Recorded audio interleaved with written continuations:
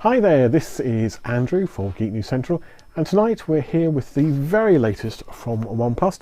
We have the Oneplus Nord CE2, and hopefully you can see that shining away in the light there.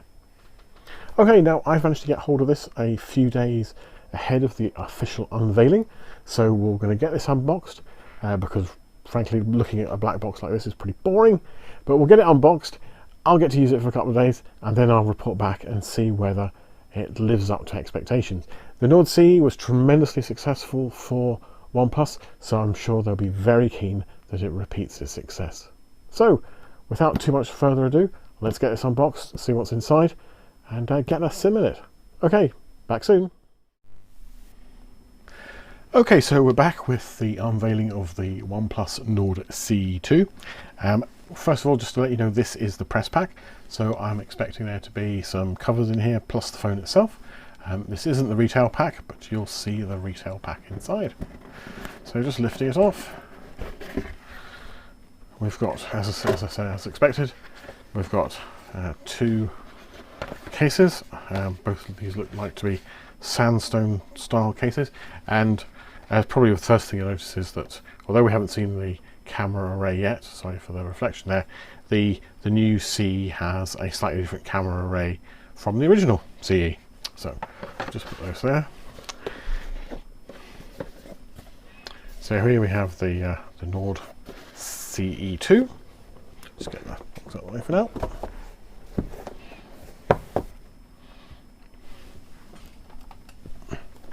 Right, there's just a seal on the side. Let me just get this, cut this away. Let's see if the lid comes off. Yep, so unboxing it. And looks like we're going to have now the usual selection of stuff from Oneplus. Selection of blur, bump and stuff in here. Let's just see if we can get this open and you can see what's inside. There you go. Okay, so here we've got the transparent bumper case.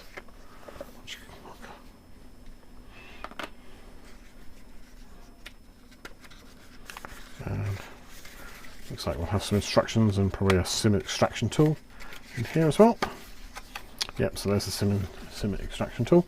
So whilst we're talking about SIMs, actually the Nord CE2 comes with both dual SIMs and space for a micro SD card, which I think is possibly a first for the Oneplus. I think you always had, I don't think we ever have quite had that full level of flexibility. Okay, so that's the bump. We'll just put that to one side, and let's have a look at the phone itself. Okay, so just really looking through the transparent cover, you can kind of see the new camera array. And everything else is pretty much the same, or rather,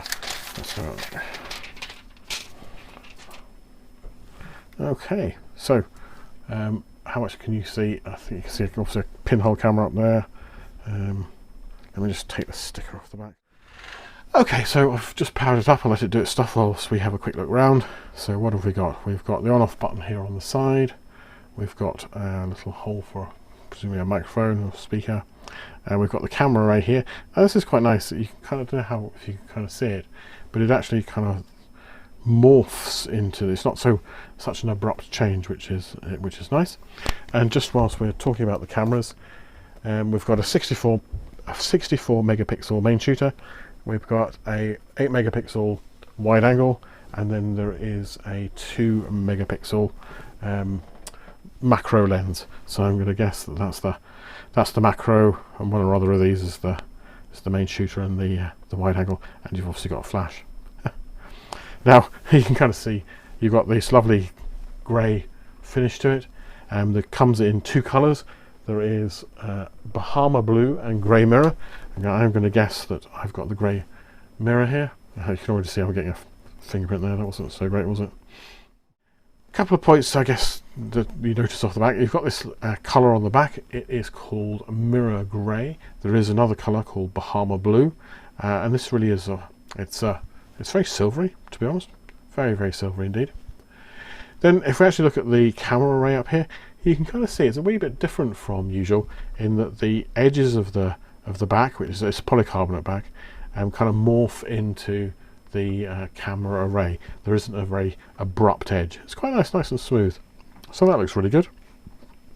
Speaking briefly of the cameras, the main one is a 64 megapixel, 64 megapixel main shooter. There's an 8 megapixel wide angle lens, and there's a 2 megapixel macro one, and you've obviously got the flash being the little thing there. Looking around the phone, we've got on-off button there, nothing very much over there, and you've got your SIM card slot there. I presume that's going to be your up and down volumes. Very welcome addition, continuation. You've got the 3.5mm jack, USB-C as you'd expect, and then you've got various bits for, I'm guessing, for microphones and for speakers. Okay, it's a bit difficult to see some of this stuff just because it's so shiny. Okay, well, it looks like the phone has powered itself up. What we're going to do actually let's just very quickly before we go any further, we'll have a quick look at the SIM tray, because it's, as I say, it's a little bit unusual for the OnePlus phones. There it is over there. So let's just pop this out. There we go. And there you can see you've got SIM 2 there, SIM 1 as well, and then on the back you've got space for your micro SD card. Now I think it can take any size, probably up to a terabyte is usually the standard. I'm just trying to, yeah, I'm pretty sure it's up to a terabyte. Now let's just pop in a wee SIM so that we can do stuff.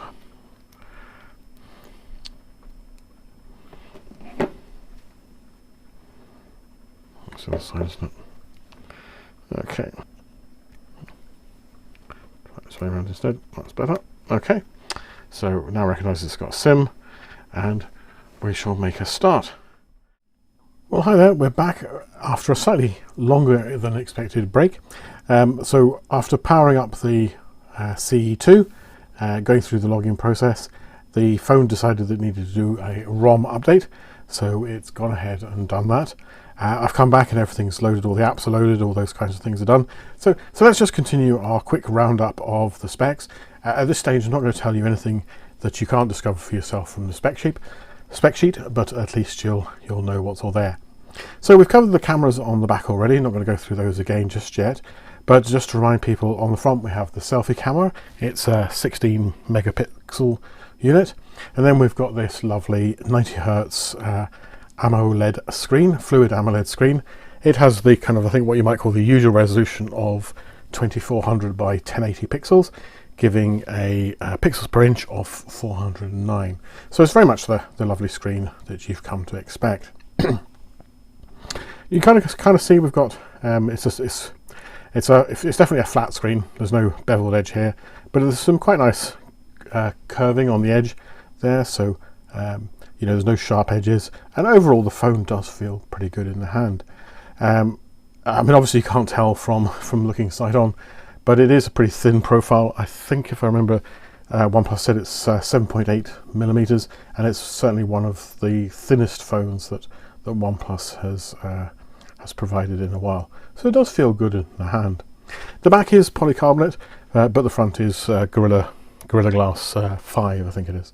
Gorilla Glass 5. So yeah, so it should stand up to the usual knocks and drops that hopefully you will minimize. What else is there to say? Well, we've got the 3.5mm jack that we talked about earlier. Obviously, if you want to use Bluetooth headphones, you can. You can see from the icon there, we've got NFC, so that's handy if you're wanting to use any of the pay systems and things like that. So I think really, I mean, that's, oh, I'm sorry, I should talk about the battery, of course. So the battery, it's a 4,500 milliampere hour battery.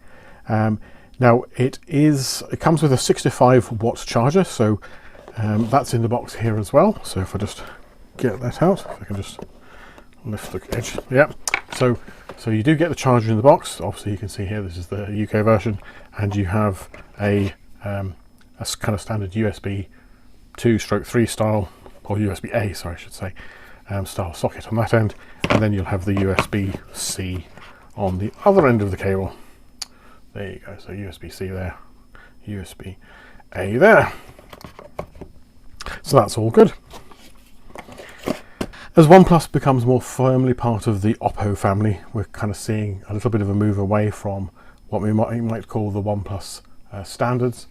We've got now super VOOC charging. So instead of the dash or the warp charging that you might have had on OnePlus in the past, we've now got the super VOOC, and that's VOOC at the end. A slightly different technology, but still gives those very, very rapid charging times with the 65-watt charger.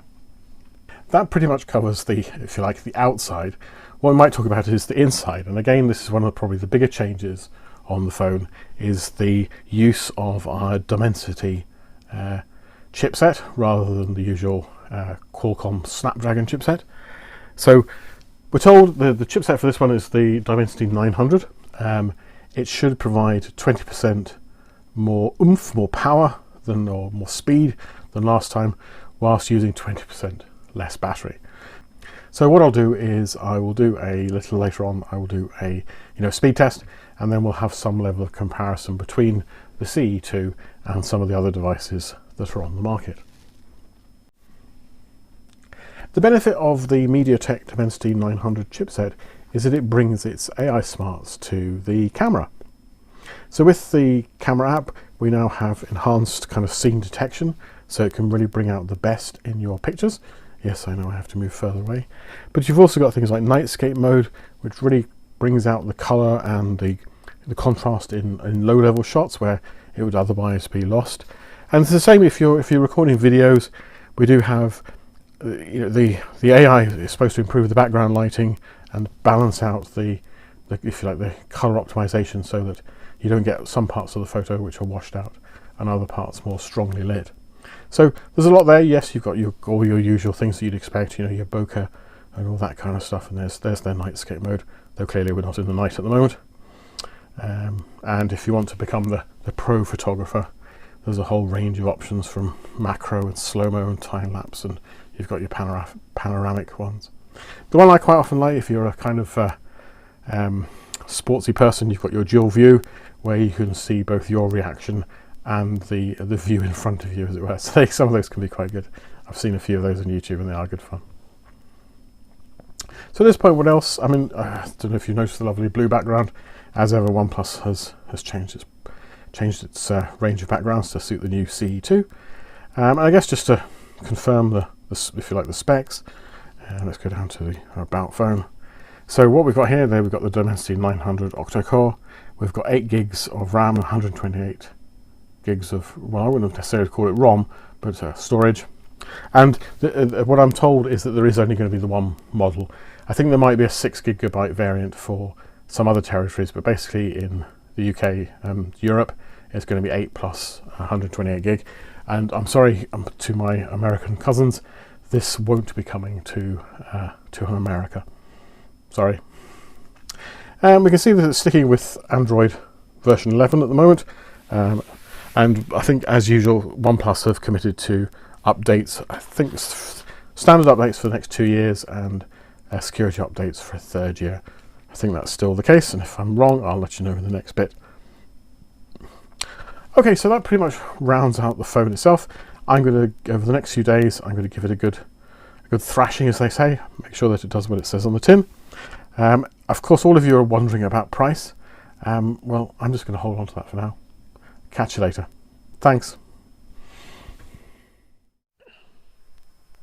Hi, this is Andrew, and we're back with the OnePlus Nord CE2 5G. So this is the second iteration, obviously, of the Core Edition. That's what OnePlus calls CE. And we're expecting a phone that really has no frills, but gives you everything that you need. And to be honest, having used it for a couple of months now, it really does deliver in all those departments. So I'm just going to have a quick review over the phone. We saw it earlier, so for you that's only just a few seconds ago. For me, I recorded that just before the launch of the phone. But having used it, as I say, for a couple of months, I've really come to enjoy the screen. The screen is lovely. Whoops, it's just coming out. You can see it there. The phone is very responsive. You get all the stuff that you'd expect. There's no real lag there.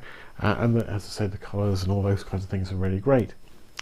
In terms of performance, yeah, OnePlus reckon that it is 20% faster than the previous, the original Nord CE, and probably tests on Geekbench bear that out.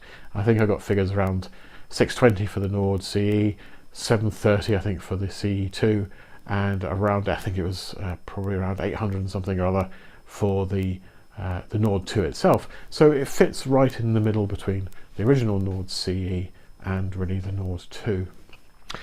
On a day-to-day use of email and all those kinds of things, performance is great, and you know, you can even run things like Pokemon Go, and you can actually run Fortnite on it. Though I'd recommend very much a controller if you're going to be doing that on Fortnite.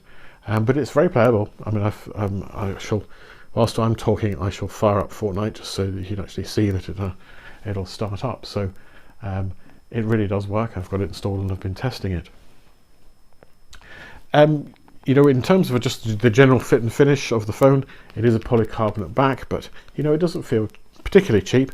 You know, it feels, you know, for the price point, it's great. It is very, very slippy. Everything's very smooth and curvy. So the vast majority of the time, I was keeping the CE2 in a very nice sandstone, cover. There's a range of those that come with it. They have moved away from I think the previous cases on the original Nord CE were a bit disappointing, but those ones are back to the sandstone finish. So there's as you can kind of see, there's Fortnite up and running. I'll not actually play a game because I'm fairly useless. Oh, let's just get out of that. In other features, I guess the main thing that people want to know about is the camera.